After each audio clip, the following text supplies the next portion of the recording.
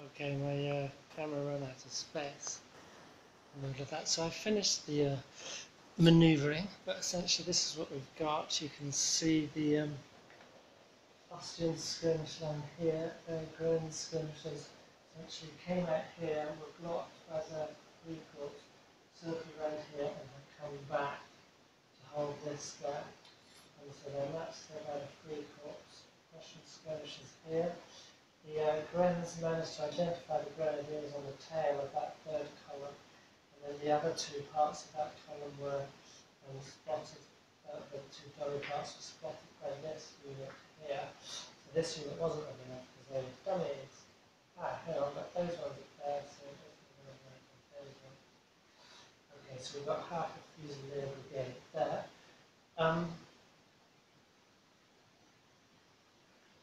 So yes, these should be revealed as well, shouldn't they?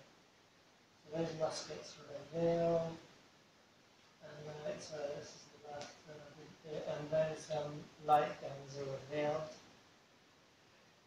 These ones are not, because they're screened by the skirmishers. So that screen successfully held, and then what we have down here is.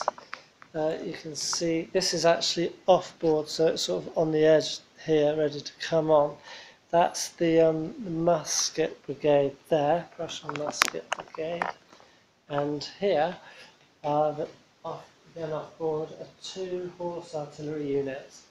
So now essentially what I do is I decide when to bring them on, and I can delay them as many turns as I like, but the longer I delay, the more chance on the delayed entry table I get, the more chance I get of them being lost, which means they never enter the battle at all. Otherwise they might be late a few turns than the one I thought I'd bring them on. And that alerts the enemy as well, because I say, right, I'm bringing someone on here, I'm rolling for their delay. And if it's an X, they come straight on, otherwise they get delayed. So they're in position. Those horse artillery can come on at any point and create havoc in the rear there before they're properly wiped out by the Austrian cuirassiers, we expect. But there you go. So, so that's the position after setting up and deployment. That's very interesting, something which I haven't had yet in a board game is players set up the board by agreement, or semi-agreement. One sets them up, the other chooses where to go, and then you have this kind of hidden movement deployment. Okay, there are certain things like that in some board games, and various mechanics for that. But this was a very simple and quick, easy kind of pre-game game, and now we know where we are. So all these unrevealed units, I think, are revealed there anyway. So I'm going to have a quick break, and we'll see where we are after that. I just wanted to make a quick note about these rules. It's so interesting reading these rules, because it stimulates in me a sense of excitement, and yeah, it's kind of like excitement and fun that reading the rules that I don't get now after reading board war game rules for getting on for 10 years now, which I did have at the beginning, because then it was all new to me, and so everything was kind of exciting.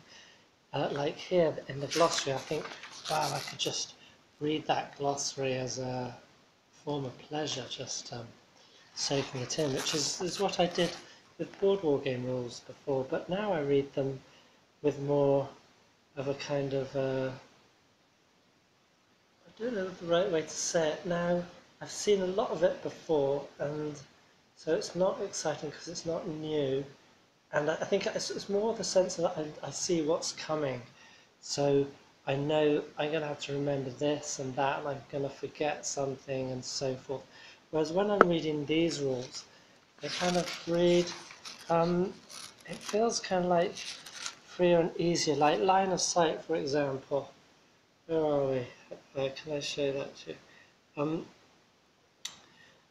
To determine whether a target is in a unit's line of sight, lay a straight edge from the center of the front to the center of the front at an angle not less than 45 degrees. See diagram. And if the part of the straight edge between two units falls on another unit, or on blocking the terrain, or a gap between units and or blocking terrain less than 2 inches wide, then it may not fire at the target. And blocking terrain is hills, contours, forest towns, works, and other units. And that's it. And as I read that, I know that I can figure that out. It's easy to understand. It'll be easy to do. Now I also know that it'll have a lot of grey areas. So there'll be certain instances where it'll be, oh, is that in or out? Is that the 45 degrees? Did I just nudge that piece or whatever? Or is that, oh, it's like a millimetre out of 45 degrees, maybe, so you have to be strict with certain things, but other things you can't be strict about, like with nudging units, like when you move a unit, you might move it a millimetre too little that way so that it couldn't get in the shot that you wanted and so forth.